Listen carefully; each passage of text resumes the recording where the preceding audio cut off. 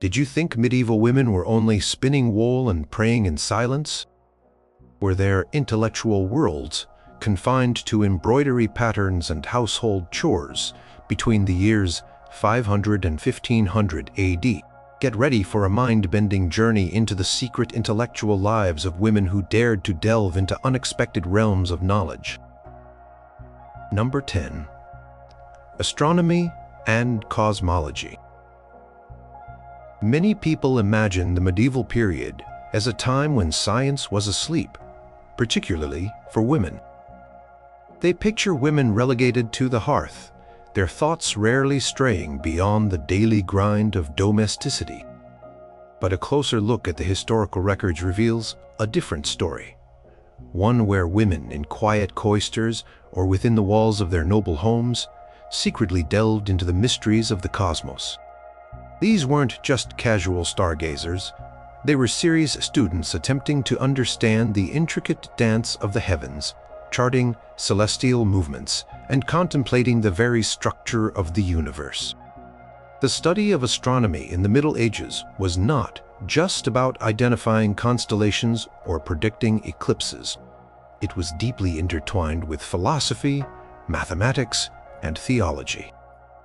Understanding the motions of the planets and stars was seen as a way to comprehend the divine order. For women, gaining access to these advanced intellectual pursuits was a challenge. Formal universities, which began to emerge in this period, were largely closed to them. But where formal education was denied, informal learning flourished, often in surprisingly structured ways. Consider the convents, institutions often overlooked as centers of learning. While their primary purpose was spiritual, many convents maintained extensive libraries. These libraries held not only religious texts, but also classical works, scientific treatises, and mathematical calculations, brought in by new nuns or copied painstakingly by hand. Here, women like Hrotsvit of Gandersheim, a 10th century canoness, engaged with classical Roman authors. And while her surviving works are primarily literary, her access to such a library suggests a broad intellectual environment. Some convent rules even encouraged intellectual pursuits, seeing them as a path to a deeper understanding of God's creation. A nun might spend hours poring over diagrams of celestial spheres, tracing the paths of planets, and attempting to reconcile geocentric models with theological concepts. They might have used simple tools such as astrolabes or armillary spheres, brought in by traveling scholars or even crafted within the convent workshops. These instruments, while seemingly complex, allowed for practical observation and calculation of celestial positions, even if their use was quiet and without fanfare. Beyond the cloister, noblewomen also found ways to pursue astronomical studies. They often had tutors for their children, and sometimes they shared in these lessons, absorbing knowledge that was not strictly intended for them. A noblewoman managing a large estate would have needed to understand the seasons for agriculture, the cycles of the moon for various tasks, and even basic timekeeping using the sun and stars. This practical knowledge could easily evolve into a deeper, theoretical interest.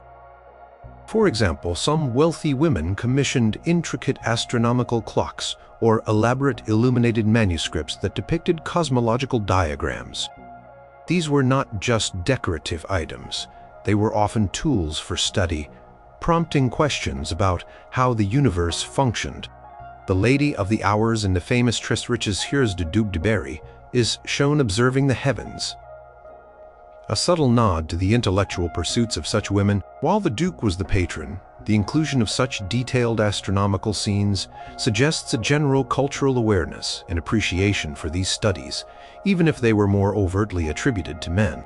Some women even ventured into more complex astronomical calculations. While there are no widespread records of medieval women publishing comprehensive astronomical treatises, fragments of evidence exist. Letters, household inventories, or marginal notes in books sometimes reveal a woman's interest in specific astronomical phenomena. For instance, a wife of a merchant or a sea captain might have learned rudimentary navigation techniques which were based on celestial observation. This would involve understanding how to find true north or how to estimate latitude from the height of the pole star. While this might seem practical rather than theoretical, the underlying principles are astronomical. Such women might have studied star charts or manuals on the use of a quadrant, even if the knowledge was applied to managing a fleet's movements or overseeing trading voyages rather than abstract contemplation. Their understanding might have given them a quiet authority in managing household logistics and travel arrangements, knowledge that was not openly celebrated as an academic pursuit, but was undeniably present. The secret aspect of these studies lies in their unconventional nature. A woman studying the works of Ptolemy or Al-Battani on planetary motion was not attending a university lecture or engaging in public debate. Her learning was often self-directed, taking place in private chambers, often late at night, or during quiet hours in the scriptorium. The texts themselves might have been passed down through family lines or loaned by sympathetic priests or scholars. The knowledge gained might have been shared only with a select few, perhaps a trusted confidant or a fellow intellectual. It was a personal quest for understanding driven by curiosity and an innate desire to grasp the larger order of existence. The surviving evidence for this often comes in fragments. A mention in a will of a specific scientific book left to a daughter, or a detailed drawing of a celestial sphere in a personal prayer book.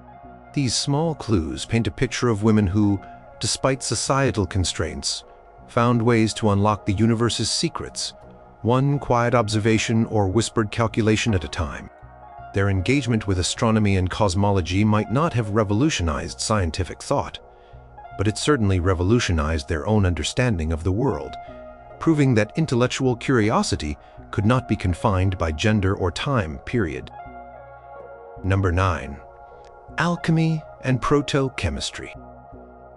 When you think of alchemy, images of robed men, hunched over bubbling retorts, searching for the philosopher's stone, probably come to mind. It seems like a world far removed from the daily lives of medieval women. Yet historical records and archaeological finds suggest that women were indeed involved in the often secretive world of alchemy, which served as a precursor to modern chemistry. Their involvement ranged from practical applications in medicine and cosmetics to more philosophical quests for transformation. This wasn't merely about turning lead into gold, it was about understanding the properties of matter, the processes of change, and the hidden connections within the natural world.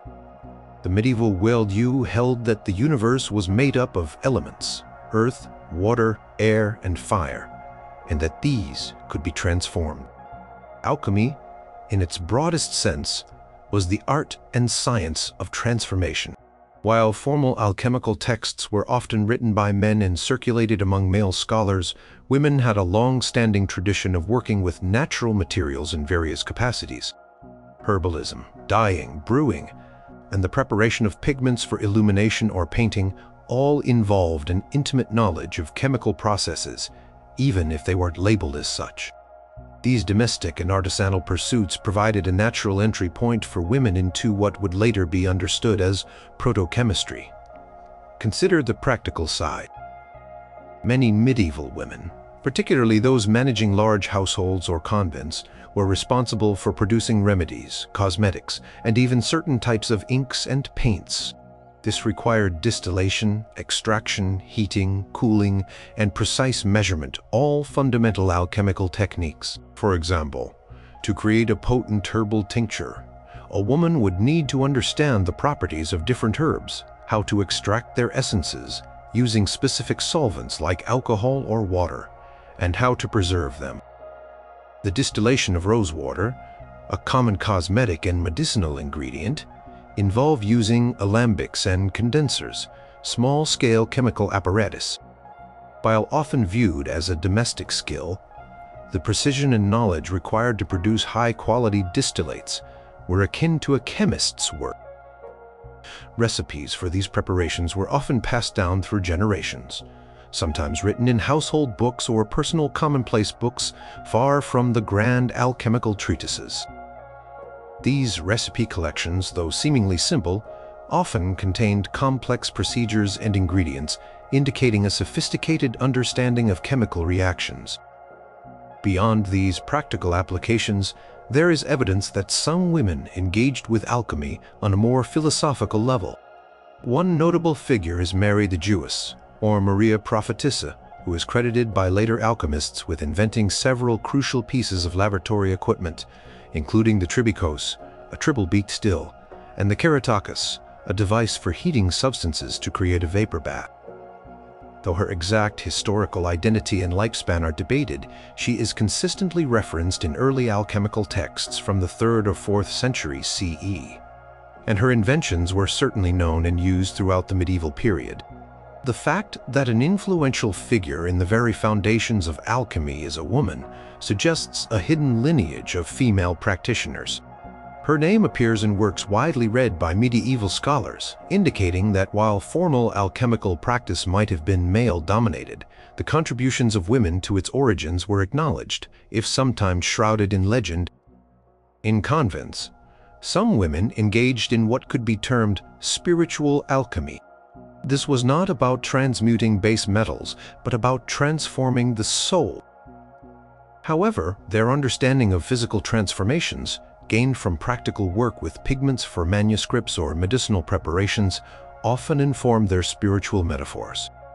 Hildegard von Bingen, a 12th century abbess, wrote extensively about the natural world in her works, Physica and Causae et Curae. While not explicitly alchemical, her detailed descriptions of minerals, plants, and their properties, and her belief in the interconnectedness of all creation align with alchemical thought. She used scientific observation and empirical knowledge as part of her holistic approach to health and spiritual understanding. Her detailed knowledge of elements and compounds, how they reacted and their effects on the body, was advanced for her time and suggests practical experimentation. The secret aspect of women's involvement in alchemy often stemmed from its esoteric nature and the societal expectations of the time. Alchemy was often viewed with suspicion, sometimes associated with heresy or even magic, making it a dangerous pursuit to be openly involved in, especially for women. Therefore, their alchemical activities might have been disguised as mundane tasks like cooking, medicine-making, or even art. A noblewoman might have a private laboratory hidden in a secluded part of her estate, or a convent might have a small discreet room for experimental work. The transmission of knowledge often happened through informal channels, from mother to daughter or from mistress to maid, rather than through formal apprenticeships or academic treatises. Handwritten recipe books, passed down through families, served as vital repositories of this hidden chemical knowledge, often containing formulas for everything from gold paints to potent elixirs. These weren't published, but shared in close circles, making their existence less visible to broader historical accounts. Their contributions, though not always labeled as alchemy, were foundational to the development of understanding matter and its transformations, quietly pushing the boundaries of what was known about the physical world. Number 8. Advanced medicine and surgery.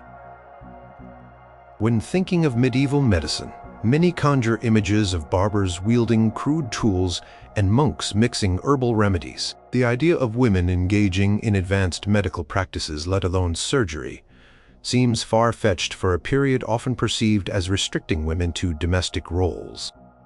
Yet, contrary to popular belief, a hidden network of women actively practiced medicine, including procedures that would be considered surgical, pushing the boundaries beyond simple folk remedies and midwifery. Their methods were often empirical, learned through observation and practice, and their contributions were vital, though rarely formally acknowledged. The general perception is that medicine was largely a male domain, with universities training physicians and barber surgeons handling the more hands-on procedures. However, the vast majority of people, especially in rural areas, had no access to university-trained doctors. This created a significant void that was often filled by women. Women were traditionally the primary caregivers within the household, responsible for the health of their families and servants. This natural role extended to assisting neighbors and, in some cases, becoming highly skilled practitioners within their communities. Their knowledge was passed down through generations, often in handwritten notes or through direct apprenticeship, rather than formal texts. Consider Trotula of Salerno, a legendary figure from the Salerno School of Medicine in southern Italy, often cited from the 11th or 12th century. While her exact historical identity is debated, the collection of medical texts attributed to her, known collectively as Trotula, was incredibly influential throughout the Middle Ages, being widely copied and translated. These texts covered a vast range of topics, from gynecology and obstetrics to general medicine, cosmetics, and surgery. They discuss complex procedures like repairing perineal tears, treating fistulas, and even performing early forms of cataract surgery. Trotula texts also detail the use of various surgical instruments and diagnostic techniques, far beyond simple herbal concoctions.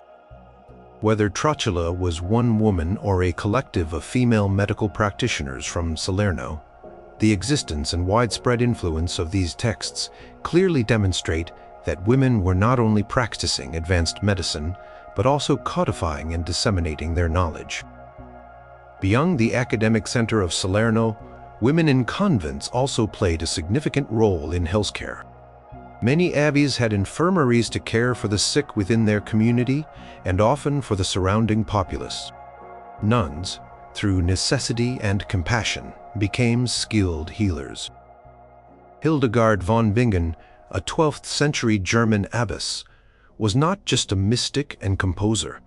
She was a keen observer of the natural world and a practitioner of medicine. Her works, Physica and Causae et Curae, detail a vast array of plants, minerals, and animals, describing their medicinal properties and applications. She prescribed remedies, treated illnesses, and understood the interconnectedness of physical and spiritual health. While her approach was holistic, it was grounded in practical knowledge and empirical observation, including what we might call proto-pharmacology and dietary advice. Her detailed anatomical descriptions and diagnostic methods, though viewed through a medieval lens, demonstrate a high level of medical understanding. Some women even performed minor surgical procedures. For example, women were often skilled bone setters, a critical skill in a time of frequent accidents. They might have learned to reset dislocated joints, splint broken bones, and treat wounds, including suturing deep cuts. There are records of women acting as wet nurses, providing care for infants and children, and their expertise extended to pediatric ailments. They also performed dental work, including pulling teeth and treating gum infections. These practices, while common, required considerable anatomical knowledge and manual dexterity. While not formal surgery in the modern sense, these interventions were critical life-saving procedures. The secret nature of these practices often stemmed from their informal status. Women healers were rarely licensed by universities or officially recognized by guilds. Their legitimacy came from their effectiveness and the trust of their communities. They learned through hands-on experience, often working alongside older women who passed down their accumulated wisdom. Their clinics were not grand hospitals, but often their own homes or the infirmary of a convent, quiet spaces where desperate people could seek help without the rigid formalities of male-dominated institutions. The knowledge was often guarded, passed down through family lines or trusted apprenticeships, making it a hidden but vital part of medieval healthcare. The very lack of widespread formal acknowledgement underlines how these women operated beneath the official radar, providing essential, often life-saving medical and surgical care that was as advanced as any available at the time. Number 7. Legal studies and jurisprudence. The image of a medieval courtroom is almost exclusively male, filled with judges, lawyers and scribes, all men in positions of authority. The idea of women delving into the complexities of legal studies, understanding jurisprudence, or even representing themselves and others in legal matters seems completely at odds with the societal norms of the Middle Ages. Yet, a surprising number of women, particularly those in positions of power or property, secretly or discreetly engaged with legal texts, learned about property rights, inheritance laws, and even argued cases, demonstrating a sophisticated understanding of the legal system. This wasn't about being a formal barrister, but about wielding knowledge as a tool for survival and assertion. Medieval law was a complex tapestry of feudal law, canon law, church law, and local customs. For noblewomen, abbesses, and wealthy widows, understanding this legal framework was not an academic hobby. It was a practical necessity for managing their vast estates, protecting their rights, and ensuring their family's legacy.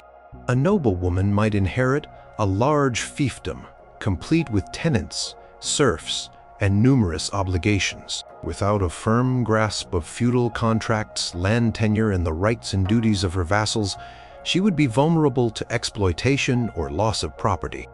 Similarly, an abbess was the head of a powerful religious institution, often possessing extensive lands and resources, requiring her to navigate intricate legal disputes with secular lords, bishops, and even the king. Consider Eleanor of Aquitaine, one of the most powerful women of the 12th century. She was not just a queen, she was a duchess in her own right, controlling vast territories in France. Her life was a constant negotiation of power, land, and succession, all underpinned by legal principles. She understood the intricacies of feudal law, dower rights, and inheritance. She actively participated in court, not just as a figurehead, but as someone who understood the arguments and could assert her claims.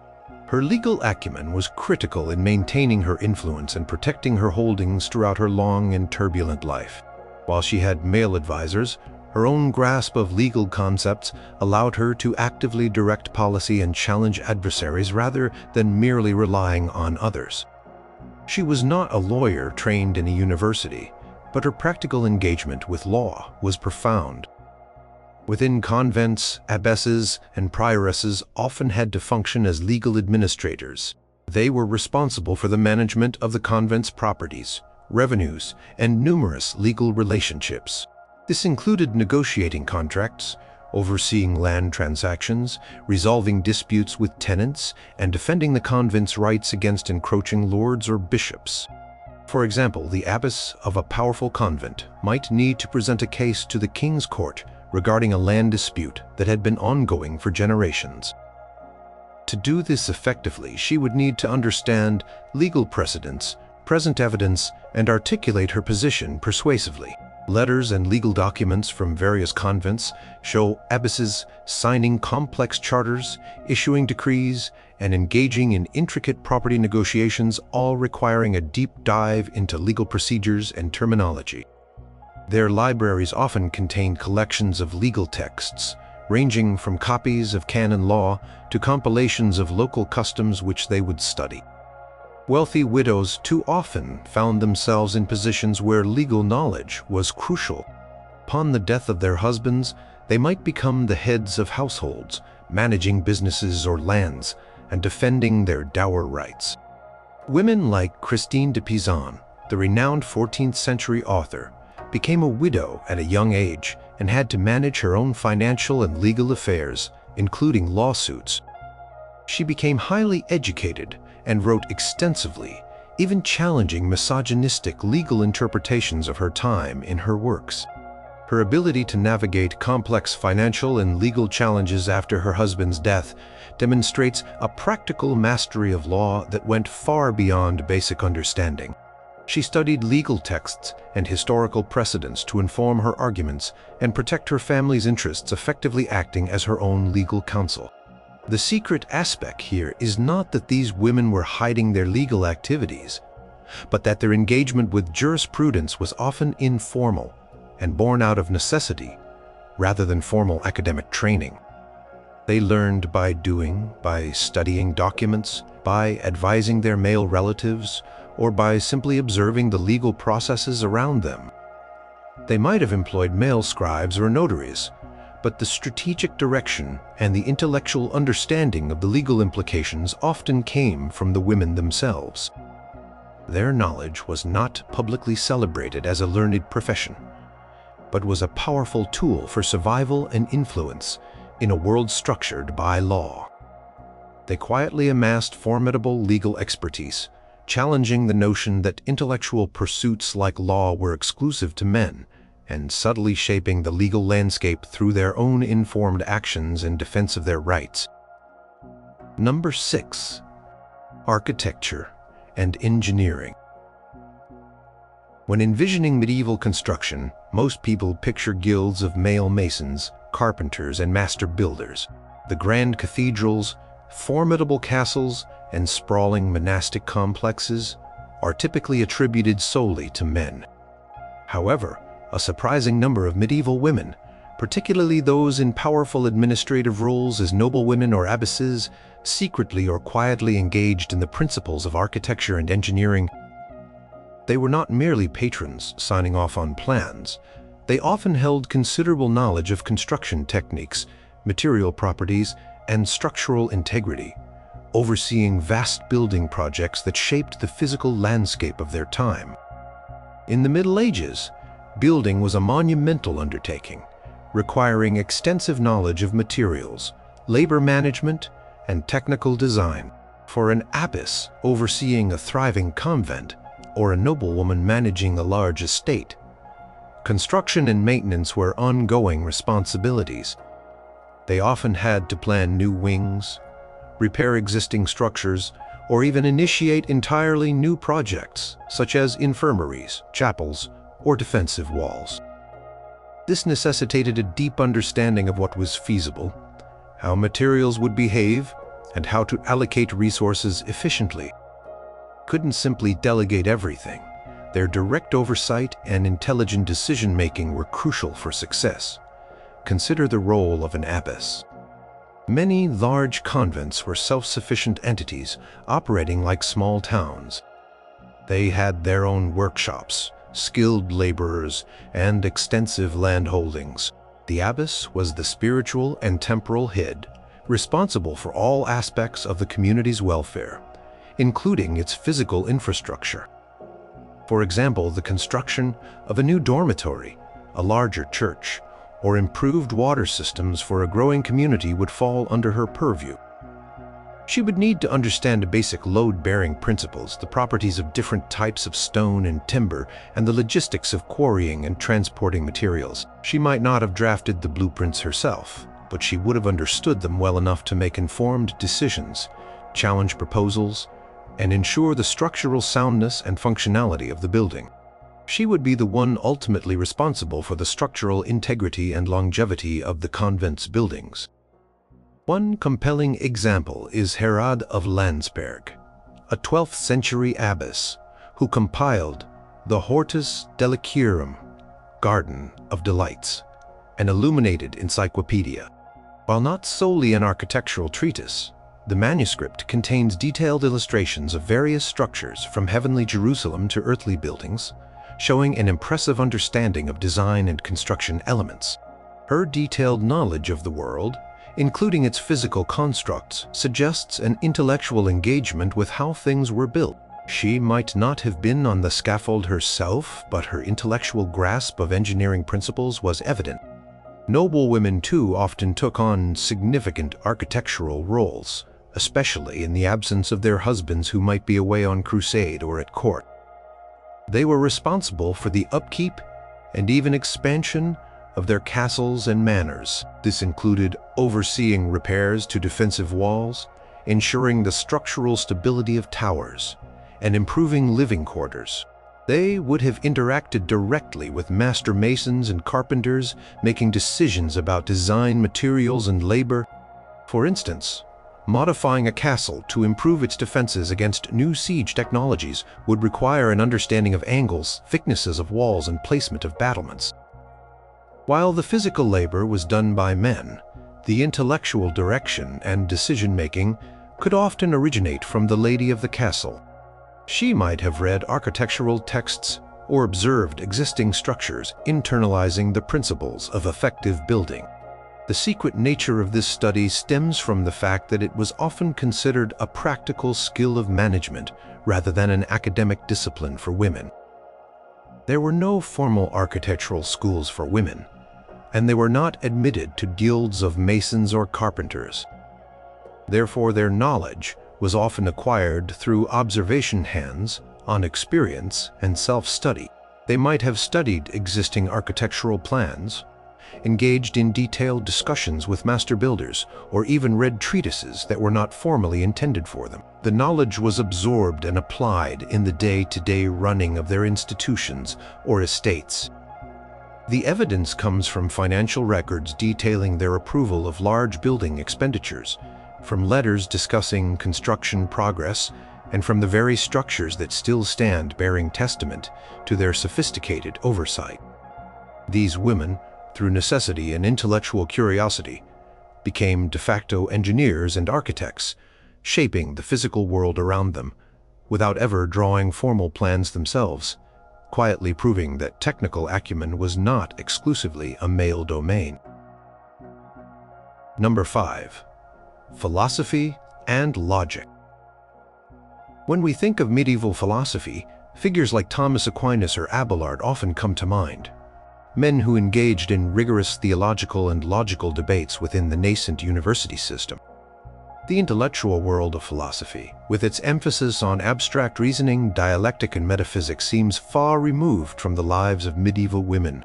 However, beneath the surface of societal expectations, a surprising number of women, particularly those in religious orders or highly educated noble households, secretly delved into philosophy and logic, engaging with complex ideas about existence, truth, and the nature of knowledge, often through the lens of their faith.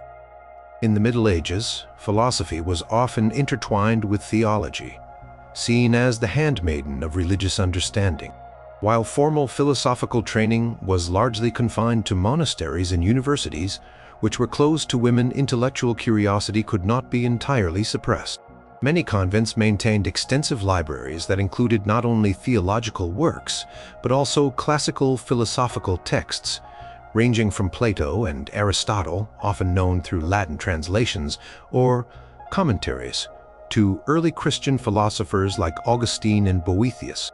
These texts provided a rich ground for intellectual exploration for the women who had access to them.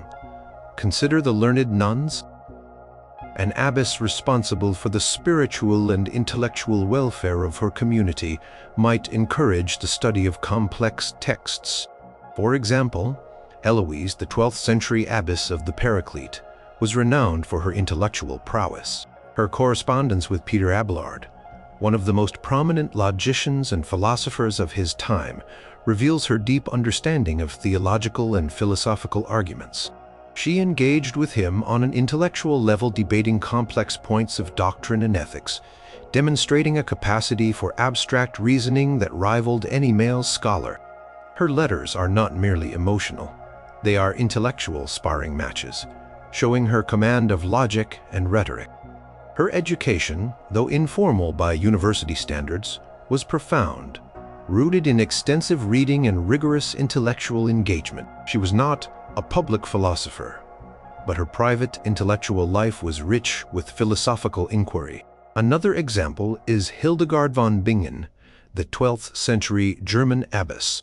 While often celebrated for her visions and compositions, she also wrote extensively on cosmology, natural history, and ethics, integrating philosophical concepts into her spiritual worldview.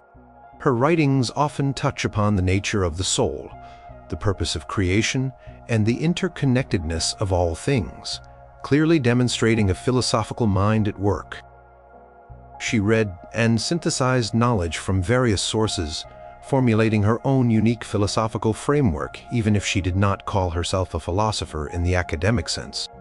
Her works, though often presented as divine revelations, are structured with a clear logical progression, hinting at her understanding of dialectical reasoning. Noblewomen, too, sometimes engaged in philosophical discussions, often facilitated by their chaplains or tutors hired for their children. Christine de Pizan, a 14th century author, was a highly educated woman who, after being widowed, supported herself through writing. Her works, such as the Book of the City of Ladies, engage deeply with philosophical questions about justice, virtue, and the role of women in society.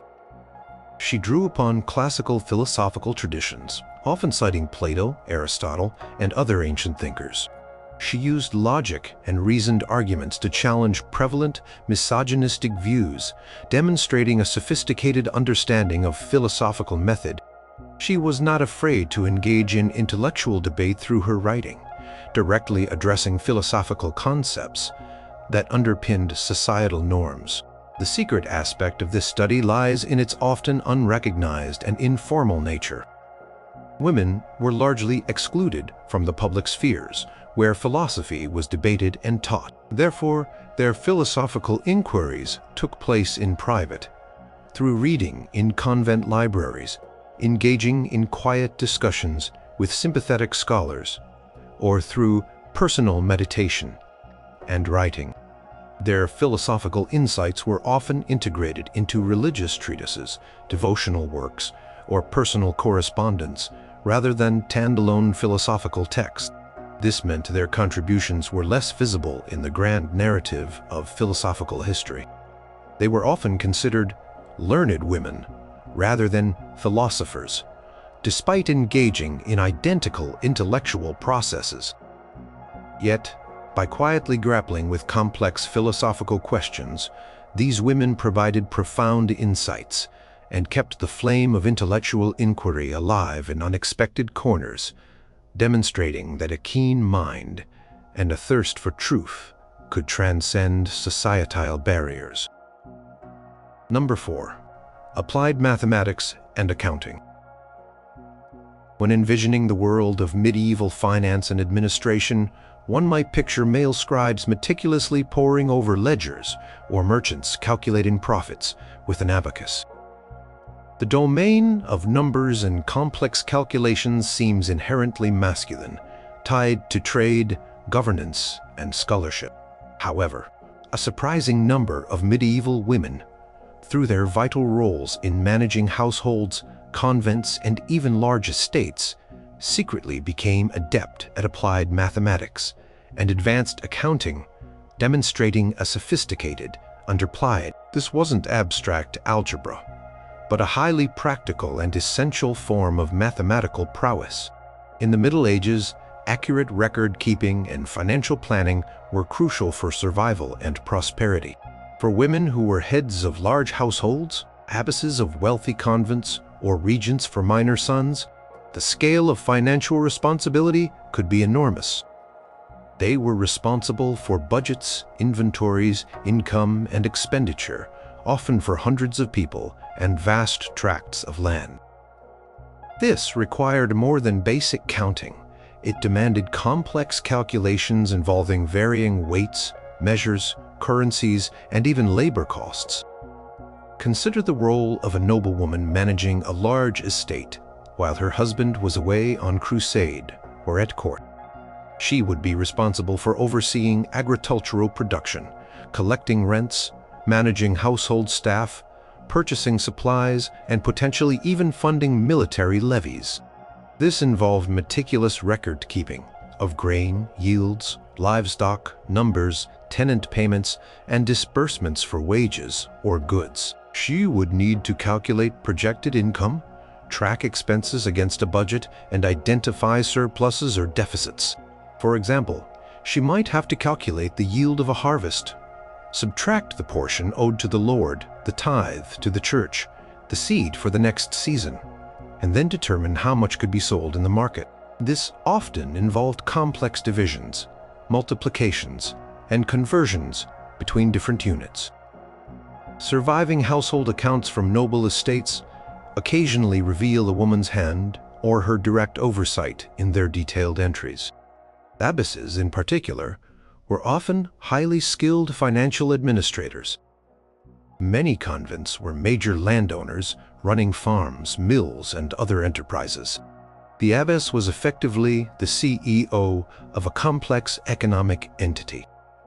She would oversee the collection of rents from numerous tenants, manage the sale of agricultural products, track revenues from endowments, and authorize expenditures for building projects, food, clothing, and charity. This required sophisticated accounting practices, including double-entry bookkeeping, which was emerging in the later Middle Ages, inventory management, and even rudimentary forecasting. For example, the financial records of the Abbey of Barking in England or the Cistercian nunnery of Las Huelgas in Spain show incredibly detailed accounts that suggest a profound understanding of applied mathematics. The abbesses would have needed to scrutinize these ledgers, identify discrepancies, and make strategic financial decisions based on numerical data. They were not just signing off on figures. They were understanding the financial implications of each transaction. Some women also engaged in what might be called proto-actuarial calculations. For instance, managing dowries, dower rights, and inheritance involved complex financial arrangements and long-term planning. A noblewoman might need to calculate the future value of an annuity or determine the precise portion of an estate that rightfully belonged to her or her children. These calculations could involve understanding interest, repayment schedules, and property valuations over time. While not formal actuarial science, the practical application of mathematical principles was evident. The secret aspect of their mathematical proficiency was that it was seen as a practical administrative skill rather than a learned academic pursuit for women. Formal mathematical education was largely confined to male scholars and merchants. Women learned these skills out of necessity, often through hands-on experience by studying existing account books or by working closely with male scribes and estate managers. They might have used an abacus or counting boards, but their conceptual understanding of the numbers and their relationships was profound. Their financial expertise was not publicly celebrated or recorded in academic treatises, but it was deeply embedded in the effective management of vast medieval institutions and households. Through their quiet mastery of applied mathematics and accounting, these women sustained economies, managed significant wealth, and ensured the stability of powerful organizations, proving that numerical genius was a talent found across all sections of society. Number 3. Cartography and navigation. When thinking of medieval maps and navigation, images of intrepid male explorers, merchants, or crusaders charting unknown territories probably come to mind. Creation and use of maps and the science of navigation seem inherently linked to travel and trade, realms often considered outside the sphere of medieval women. However, a surprising number of women, particularly those involved in international trade, pilgrimage, or the administration of vast estates, secretly or discreetly engaged with cartography and the principles of navigation. They understood how maps were made, how to interpret them, and how to use celestial bodies or landmarks for orientation, demonstrating a sophisticated spatial and geographical awareness. Medieval cartography was not about perfect accuracy. It was often a blend of practical roots, theological interpretations, and fantastical elements. Yet, for anyone needing to travel or manage distant properties, a mental or physical map was essential. For women who might not have traveled as widely as men, their engagement with maps and navigation often stemmed from their roles as managers or as patrons of expeditions. Consider the wives of merchants or sea captains. While their husbands were away on long voyages, these women were often left to manage the family business. This included overseeing supply chains, dealing with trade routes, and understanding the logistics of moving goods across long distances. They would have needed to understand geographical distances, the location of trading ports, and potential hazards along routes. While they might not have directly used a compass or cross-staff on a ship, their strategic decisions regarding trade often relied on an intuitive or learned understanding of spatial relationships and navigation. They might have studied portolan charts, which were practical navigational maps, even if they were primarily used by their male counterparts. Their knowledge might have been acquired by studying the logs of ships, or by conversations with sailors and traders who visited their homes. Noblewomen, especially those who inherited large geographically dispersed estates, also engaged with cartography. Managing such properties required an understanding of their physical extent, their boundaries, and the best routes for travel between different parts of the estate or to markets. They might have commissioned local maps of their lands to understand their agricultural potential, tenant distribution, or defensible positions. While these were not global maps, they were detailed local cartographic works that required a strong spatial understanding to interpret and utilize effectively. Such maps would aid in resource management, tax collection, and defending property rights, making them vital administrative tools. A woman might have a small hand-drawn map of her lands, perhaps in a personal chest, used for her private administrative purposes. Some women also embarked on pilgrimages, which could be extensive journeys across Europe or to the Holy Land. To undertake such a journey safely and efficiently, pilgrims, including women, would have needed some form of navigational knowledge. While guides were common, an understanding of the route, key landmarks, and potential deviations was crucial. They might have carried pilgrim guides that included rudimentary maps, or relied on the sun and stars for general direction. Marjorie Kempe, a 15th century English mystic, undertook extensive pilgrimages across Europe and to Jerusalem. Her detailed accounts, though focused on her spiritual experiences, implicitly suggest a deep practical knowledge of travel routes and geographical locations, which would have required a form of mental mapping and navigational awareness. The secret aspect of women's engagement with cartography and navigation lies in its informal acquisition and application. They were not formal map makers or navigators trained in universities. Their knowledge was often gleaned through necessity, observation, and self-study, or through conversations with those who did travel. They might have owned or had access to maps that were primarily used by men, but their ability to interpret and utilize these documents was a testament to their own intellectual curiosity and practical intelligence. This knowledge was rarely acknowledged as a learned pursuit, but was a vital skill for managing complex households, businesses, and personal journeys. Through their quiet mastery of spatial reasoning and geographical understanding, these women navigated their own worlds, literal and metaphorical, proving that the urge to understand and chart the world was not exclusive to one gender. Number 2. Cryptography and diplomacy.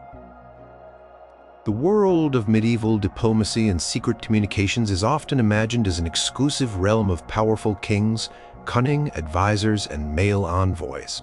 The intricate art of creating and deciphering codes known as chirography seems far removed from the daily lives of medieval women. Yet, a surprising number of women, particularly those in positions of power like queens, regents, or abbesses, secretly engaged with cryptography and were active participants in diplomacy. They understood the importance of secure communication, learned to employ codes, and subtly influenced political affairs, demonstrating a hidden intellectual mastery of strategic communication and statecraft. In the Middle Ages, political communication was fraught with danger. Messages could be intercepted, altered, or misinterpreted, leading to disastrous consequences. Therefore, codes and ciphers were used to protect sensitive information, particularly in correspondence between monarchs, nobles, and powerful religious figures. While professional cryptographers were often male scribes or scholars, the women who initiated, received, or acted upon these coded messages had to possess a fundamental understanding of how they worked and how to interpret them. Consider the role of queens and regents. Many queens were not mere consorts. They were political figures in their own right, managing alliances, negotiating treaties, and governing territories, especially when their husbands were absent or too young to rule. To effectively exercise this power, they relied on secure communication. They might have exchanged coded letters with their family members in other kingdoms, to discuss dynastic marriages, military strategies, or political maneuvers. For instance, Isabella of France, Queen Consort of England in the 14th century, was a formidable political operator who certainly would have understood the necessity of discreet communication in her dealings with French and English factions. While she might not have devised the ciphers herself, she would have needed to comprehend their purpose and the methods of their use, and probably had a key to decipher messages sent to her. She would have also relied on highly educated ladies-in-waiting who might have assisted her with these tasks. Abbesses too often found themselves entangled in diplomatic affairs. Powerful convents often had extensive political connections, corresponding with popes, bishops, kings, and queens across Europe. Their letters often contained sensitive information related to land disputes, political appointments, or religious reforms. For an abbess to maintain her convent's autonomy and influence, she needed to ensure her communications were secure. She might have employed simple substitution ciphers or used elaborate allegorical language that only the intended recipient would understand. For example, letters discussing the election of a new bishop might contain veiled references or prearranged code words to avoid revealing their strategic preferences to unintended readers. The ability to both encode and decode such messages would have been a crucial skill for an effective abbess. Some women even directly engaged in espionage or intelligence gathering, which necessitated an understanding of clandestine communication. While rare, there are accounts of women acting as messengers or spies, carrying secret letters or relaying verbal messages that might have been partially or wholly coded. Their perceived lesser status might have made them less suspicious to guards or interceptors, giving them a unique advantage in conveying sensitive information. The skills involved in remembering and relaying a complex coded verbal message would be considerable. The secret aspect of women's engagement with chronography and diplomacy is twofold. Firstly, chronography itself is inherently secret, designed to conceal information. Secondly, women's direct involvement in these high-stakes, intellectual and political arenas was often overlooked or downplayed in historical accounts, which tended to focus on male figures. They learned by necessity, by interacting with male scribes and diplomats, by understanding the mechanics of power, and by applying their formidable intelligence to the challenges of secure communication. Their knowledge was not gained in formal schools of diplomacy, but through practical experience in the complex political webs in which they live. These women, through their quiet mastery of codes and their strategic participation in diplomatic exchanges, played a vital, often hidden role in shaping the political landscape of the Middle Ages, proving that intellectual cunning and strategic acumen were not confined by gender. Number 1. Zoology and botany. Scientific observation and classification. When you think of medieval science, you might imagine bestiaries filled with fantastical creatures and herbals focused solely on medicinal uses. The idea of women engaging in systematic scientific observation, classification, and detailed study of the natural world, akin to modern zoology and botany, seems surprising for a period often perceived as devoid of empirical science, especially for women. However, a surprising number of medieval women, particularly those in religious orders or managing large estates, secretly or quietly delved into the detailed study of plants and animals, pushing the boundaries beyond mere practical application to a deeper intellectual understanding of the biological world. In the Middle Ages, understanding the natural world was crucial for survival, from agriculture to medicine.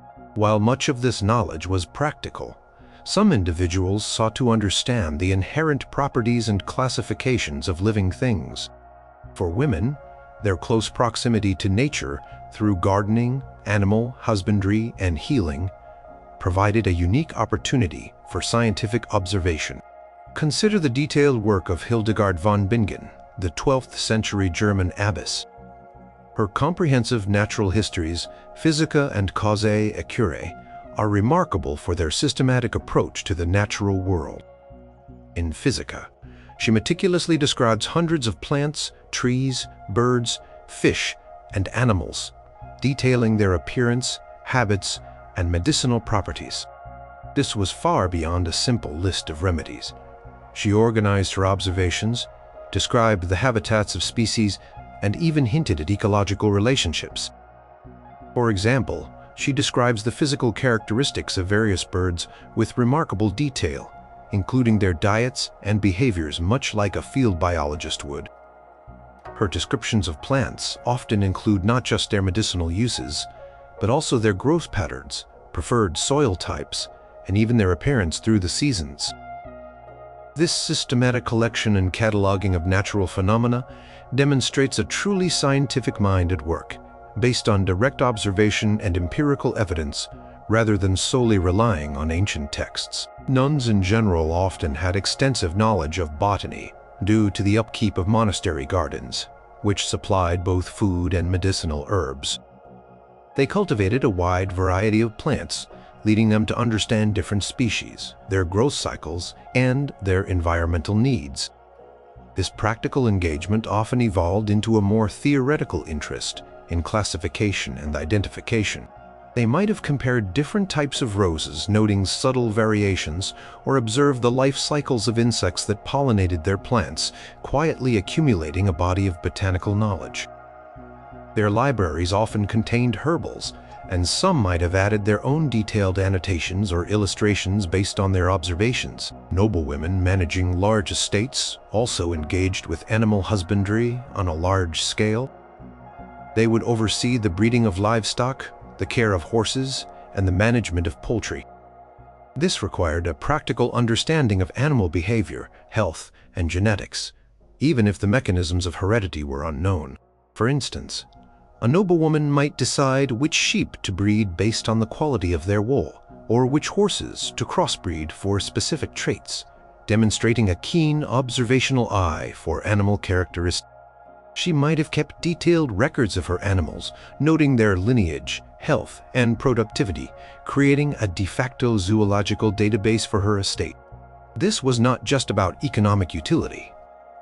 It was about understanding the living creatures under her care in a systematic way. The secret aspect of this study lies in its informal status and its integration into daily life. Women were not considered formal scientists or natural philosophers. Their observations were often woven into household management, monastic duties, or healing practices.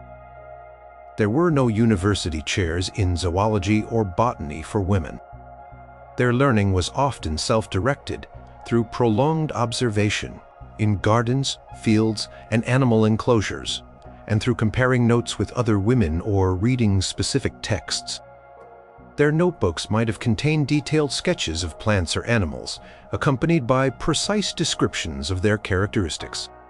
This was a quiet, persistent, intellectual engagement with the living world, driven by curiosity and a desire to understand God's creation in all its intricate detail. Through their quiet yet rigorous observations and classifications, these women contributed significantly to a growing body of empirical knowledge about the natural world, proving that scientific inquiry flourished in unexpected corners, far from the formal academic institutions of the medieval period.